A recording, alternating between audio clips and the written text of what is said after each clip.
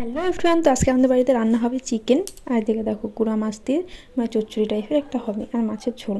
তো দেখো বাবুকে তো আর আমাদের মাংস খাওয়ানো যাবে না, তাই ভেবেছি ওর জন্য এক্সট্রাভাবে আমি একটু মাংস রান্না করবো, তো সেটাই শেয়ার করবো। দেখো এদিকে আমাদের ভাত ডাল হয়ে গেছে, তো চিকেন রান্না হবে। চিকেনের ওখান থেকে মনে কর চিকেন সাথে বাটা মাছ, যেহেতু বাবা চিকেন খায় না, মানে লোকাল মাছ ছাড়া কোনো কিছুই খায় না বললেই চলে, শুধু লোকাল মাছটাই খায়, মানে যেগুলো জ্যান্ত মাছ সেগুলোই খায়। তো দেখো চিকেন এখন থেকে আমি দুটো পিস মানে উঠিয়ে রাখবো বাবুর জন্য।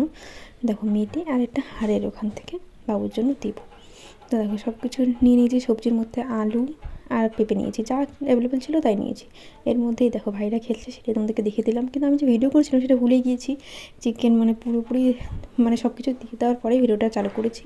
তো দেখো এখানে সব কিছু দিয়ে দিলাম, মশলার মধ্যে শুধু আদা রসুন আর পেঁয়াজটাই মানে কুচিয়ে দিয়েছি, ডেটাটা গ্রেট করে দিয়েছি। তো দেখো চিকেন দেওয়ার পরে নুন আর হলুদ দিয়ে, যেহেতু তেল খুবই কম, তাই জল দিয়ে আমি মানে চিকেনটাকে কষাবো সবজি সমেত। তো দেখো কালারটা কীরকম এসেছে, মানে এইভাবে করলে কি চিকেনের যে গন্ধ আসছে, মানে গন্ধটা সেটা থাকে না। তো দেখো এইভাবে করলে পরে প্রপার মানে খেতেও খুব ভালো, মানে বড়োরাও খেতে পারবে নির্দ্বিধায়। শুধু তেল মশলা ঝালটাই নেই, তাছাড়া কিন্তু প্রপার মাংসর টেস্টটা যে সেটাই তোমরা পাবে।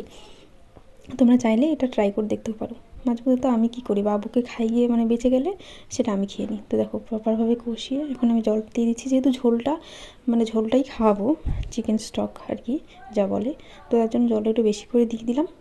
তো দেখো এবার হলো প্রেসারে সিটি আসার পালা। তো 5-6টা সিটি দিয়ে দেবো, তাহলেই হয়ে যাবে।